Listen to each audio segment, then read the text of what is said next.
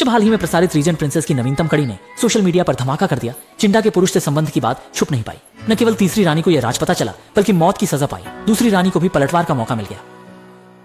जब से जिंदा ने गलत काम किया है, वह लगातार एक ही सपना देखता है। सपने में वह बड़ी बेरहमी से खंजर को राजा के दिल में घोंप देता है, पर इस क्षण वह फिर से बहुत पछतावे में डूब गया। दाई माँ ने जब उसकी असामान्य स्थिति देखी तो उससे पूछा कि वह कितने समय से मासिक बाजार नहीं आया है। जिंदा को अचानक एहसास हुआ कि यह 1 महीने से अधिक हो चुका है। राजवैद्य की जांच के बाद यह पुष्टि हो गई कि जिंदा वास्तव में गर्भवती है। राजा को जब यह पता चला तो वह तुरंत नगर से बाहर से वापस आ गया। वो सपने में भी चाहता था कि उसका एक बेटा हो जो सिंहासन का उत्तराधिकारी बने, लेकिन उसके पास केवल एक बेटी थी जो एक रुकावट थी। और जब उसने सुना कि जिंदा गर्भवती है, राजा चाहता था कि वह उसे अपने हाथों में उठाए रखे, क्योंकि पिछली बार बड़ी रानी साजिश के कारण गर्भपात कर बैठी थी। इस बार वो बहुत ही सावधानी से काम कर रहा था। उसने नौकरों को आदेश दिया कि वह किंदा की देखभाल में तनिक भी पीछे न हटे और छोटे राजकुमार का सुरक्षित जन्म सुनिश्चित करने में लगे रहे। जैसे ही बड़ी रानी को किंदा की गर्भवती होने की खबर मिली, उसने कुछ करने की योजना बनानी शुरू कर दी। वह रानी की जगह इतनी आसानी से छिन जाने को लेकर बेहद असंतुष्ट थी, पर उसके पास कोई उपाय नहीं था। आखिरकार राजा ने पहले ही सख्त आदेश जारी कर दिए थे और अब कुछ करना मतलब खुद को मुसीबत में डालना था। इस समय दूसरी रानी की नौकरानी काम से बाहर गई थी और बगीचे में उसकी मुलाकात तीसरी रानी और उसकी दासी से हुई। असल में तीसरी रानी चुपचाप कोई बड़ा काम कर रही थी। वह जिंदा के उड़ते कबूतर के गुजरने के निशान तलाश रही थी।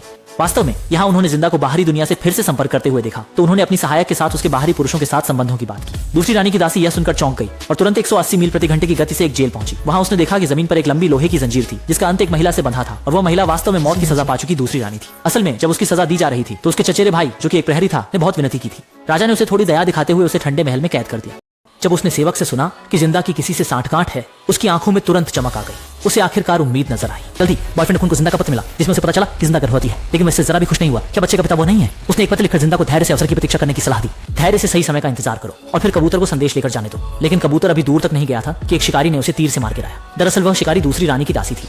उसने कबूतर की टांग से संदेश का डिब्बा निकाला और पाया कि उसमें सच में एक पत्र था, लेकिन वह उसमें लिखी सामग्री को समझ नहीं सका। इसी समय अकुन को एक बच्चे से पता चला कि एक शिकारी ने अभी एक बाज को मार गिराया है। उसे तुरंत खतरे की आशंका हुई और उसने जंगल में 2 संदिग्ध व्यक्तियों को देखा। अकुन का दिल दहल गया कि यदि दासी पत्र को महल में पहुंचा देती तो न केवल जिंदा के लिए जान का खतरा होता, बल्कि सत्ता की सारी योजना भी विफल हो जाती।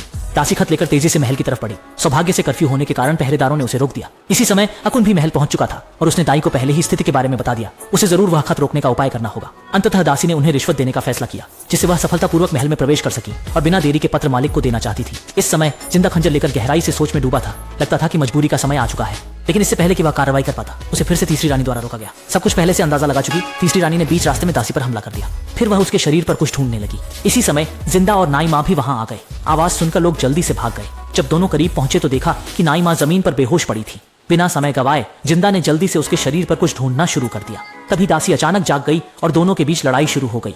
जिंदा अब और सहन नहीं कर पा रही थी। तभी निर्णायक मोड़ पर नाई माँ ने पीछे से हमला किया, लेकिन दोनों को दासी के शरीर पर खून नहीं मिला।